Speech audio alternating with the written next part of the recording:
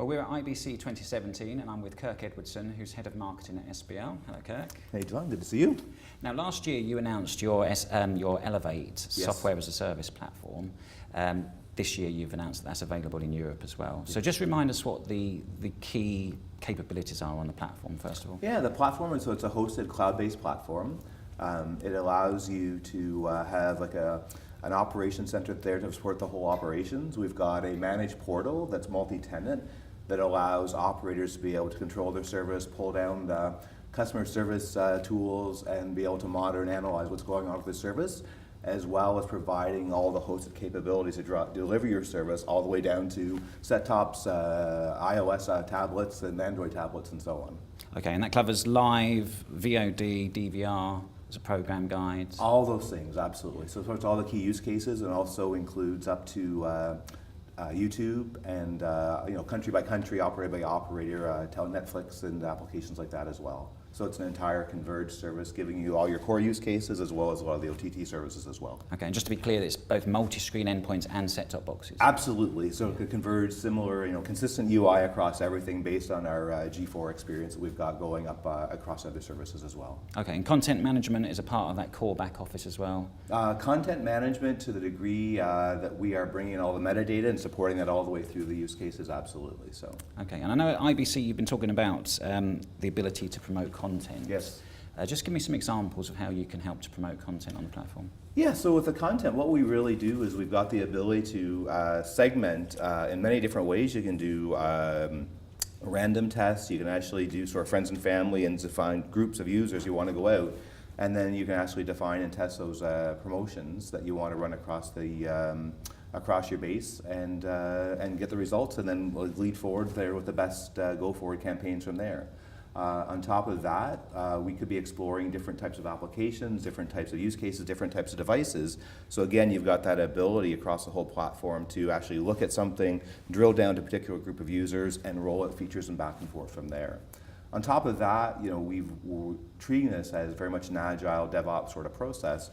So you're getting very regular cadence of drops with new capabilities as well. So operators can actually bring it into their lab, take a look at that as well, and be able to test the new features that are coming down the pipeline, and then decide how they want to roll those out and when they want to roll that as well. So it gives a great degree of flexibility to the operators to allow them to do that.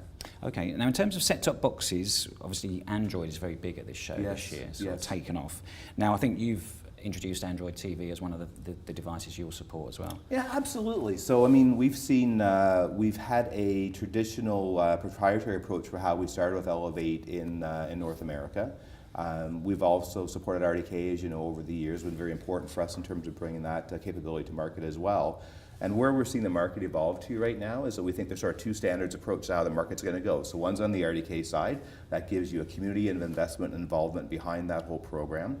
And Android's the other one's emerging very quickly now, as you say, and getting lots of attention and lots of momentum heading into IBC and beyond. And so we've made that investment, and on our booth we're showing on a cross of several different vendors, so both typical managed set-top box, and we're showing some examples of consumer purchased Android as well.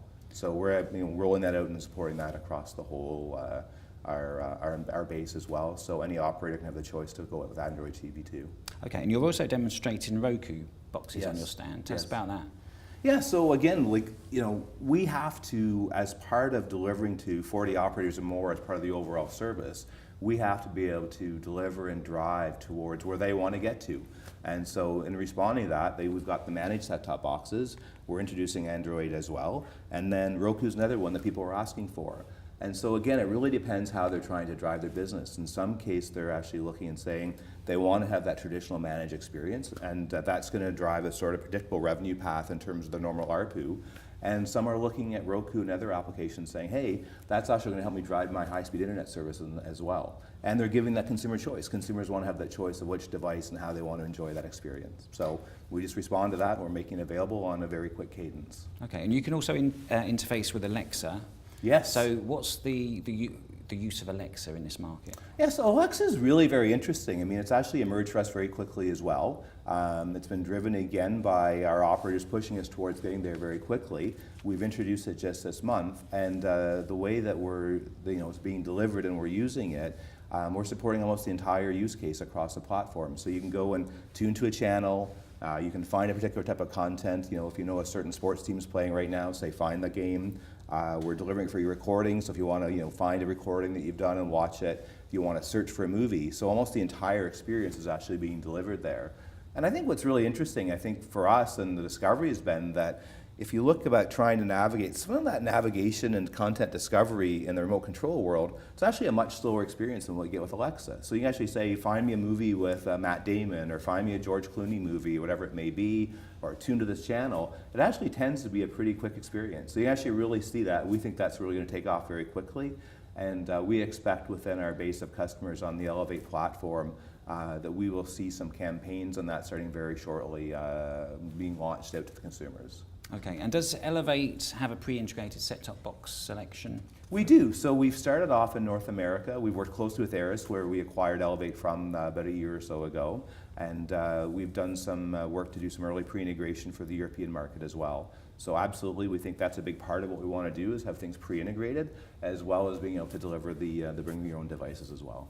Okay, and just run through the elevator pitch in terms of benefits. So, yeah, just very quickly, what are the key benefits absolutely. of Elevate? I mean, I think at the end of the day, it comes very simply for me down to two things. It's about web scale.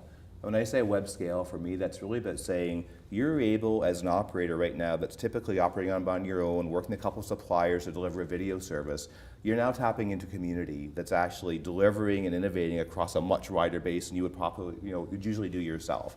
And you can actually gain that innovation wave at a scale that you're not going to get to yourself, by yourself, and through that community.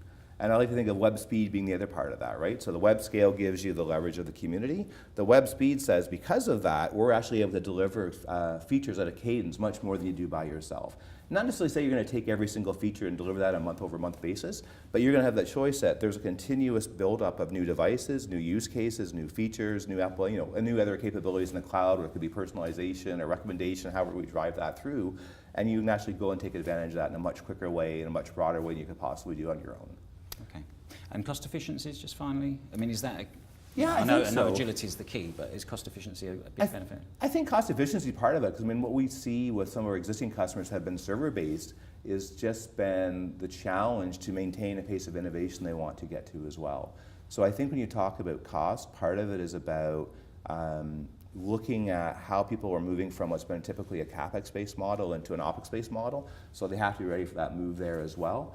And I think what they're going to find is that on the economics of it, that they're going to find that they're getting a lot more bang for the buck than they're currently getting in terms of the server-based approach that they've been doing in the past.